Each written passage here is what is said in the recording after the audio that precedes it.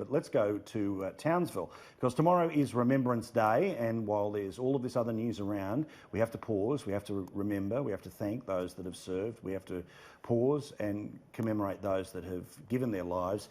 And we also, in this modern context, have to talk about the modern soldier who sometimes doesn't make it. As we told you last week, and as 5 mums were sitting around this very table, we were having a chat about veteran suicide. We know the Prime Minister is closing in on the Royal Commission that those mothers have asked for. Never forget that. It's those mothers that are ones that are asking for it. It's not sort of media campaigning or screaming in any other direction. And I know that, we'll get to that in a second. But there is a man who is now in the Australian Parliament. And I think this bloke is incredibly impressive.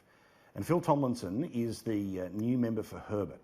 He's a bloke who 10 years ago was serving his country, and 10 years ago was the victim of an improvised explosive device. He's a bloke who cares deeply about veteran suicide, and he's a bloke who Annelise Nielsen, our dear friend from the morning program here on Sky News, has spent some time with, along with plenty of other people, as they get ready for Remembrance Day in Townsville. Annelise joins us now from the beautiful state of Queensland, and it's a wonderful northern capital. Let's talk about Phillip, because Phillip is an amazing bloke. He's a bloke who is exactly the type of person that you hope is in the Parliament, but you had the chance to sit down and put on camera what is a very personal story. Let's go through some of these things that you had a chat with him about.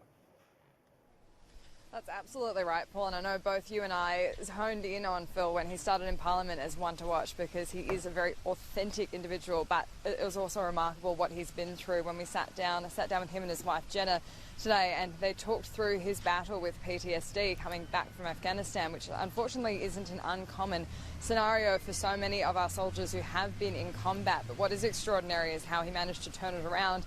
And now he's the youngest member of Parliament, but it was an awful time for him and his wife in particular, who he credits with really turning things around. But he has a very solemn approach to the service he did in Afghanistan. He talked quite frankly about what he was engaged in, including taking out people in the Taliban, and that's something he was quite frank about. But he was also speaking about this push for a Royal Commission into veteran suicide. It's absolutely a hot topic here on the ground in Townsville. We've been here since Thursday, and it's front of mind for so many veterans. They can easily list off names of people they know who have died by suicide, and it's something that there is absolutely a cry out for solutions. And one of the things that really struck us with Phil Thompson was the fact that during the election campaign, I was here with the same cameraman who I have here now, Dan, and we were following Phil when he met with the Prime Minister for his big media call. They started late, and we assumed at the time he was being spun about the preferences for Clive Palmer. That was the big story. He was bundled out.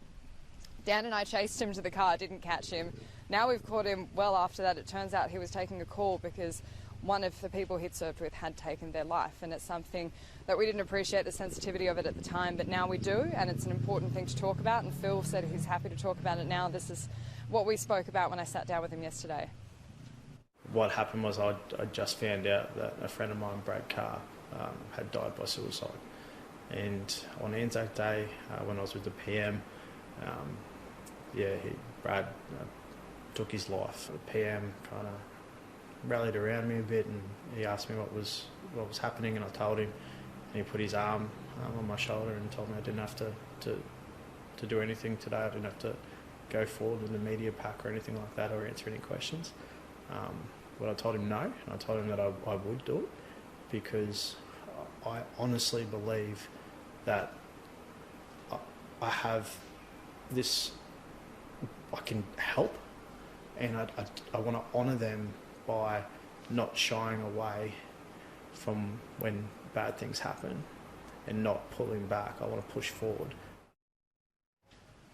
Now, with Phillip Thompson, sorry, I said Tomlinson before, it's silly of me.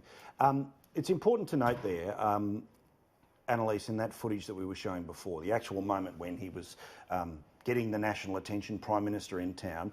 Now that we know what the story was and why they were late, you can see the look on his face as, firstly, he's not used to standing in front of those cameras, and you can see the Prime Minister backing him in. That was a moment that a lot of people snarked out on Twitter. But again, Twitter ain't real life, because real life is always far more complicated than an election campaign and far more complicated than an election appearance. But you've also had the chance to talk to people who've served with Phillip. We have indeed, and I'll admit, Paul, I was wrong too. I thought it was about the preferences, and we're glad that we have the chance to talk about this really serious issue now. We sat down with Paul Warren, who was in Afghanistan with him at the time. Paul told us that he wasn't actually that close to Phil when they were serving, but they became very close afterwards. Paul was also hit by an IED and lost his leg. He's become really an advocate for helping veterans get into meaningful employment to help them get out of that kind of PTSD that he experienced as well, along with the recovery. He spoke about the fact that getting over his physical injury of literally losing his leg was easier than dealing with the mental challenges, and he has some concerns about the industry that's now building up to support veterans and perhaps not spending the money where it needs to. From the very first, say, Invictus Games that Phil and I did in 2014, solutions came from that, and people might not, on the outside, might not understand. They just think it's a competition about competing and medals and all that stuff. But we took the time to go and speak to the Americans, to speak to the Brits, to speak to the Canadians, and had all these ideas. And we even wrote submissions about we could do decompression better, we could do this better, we could do that better. They've turned our welfare into a business, and I think I don't think they're on the right path, to be honest. So that's another facet to this discussion about whether there should be a Royal Commission into veteran suicide. On the ground here, the veterans we've been speaking to and the soldiers we've been speaking to, it's not clear cut. There are a lot of different opinions, and it's completely expected for an industry as large as defence and as diverse in the experiences that people have. But what we have heard is that there is this groundswell of support to be making sure we do support veterans when they come through. Another veteran we spoke to is this Phil Huggett. He served, Justin Huggett, sorry, that's my terrible memory. He served overseas as well. He's been given. it's that time of night, isn't it? Yeah. But he's also been given the Gallantry Medal. It's an extraordinary honour. Ben Roberts-Smith has also been given the same honour for Huggett. I'm just going to call him by his army name. Huggett was given that for his service in Afghanistan. He was also saying that there does need to be a much more coordinated effort for support, but they are glad that Remembrance Day in particular is becoming more of a day to recognise veterans than it has been in the past when it's been a focus on Anzac Day, because there are so many young veterans who are struggling now and need that attention.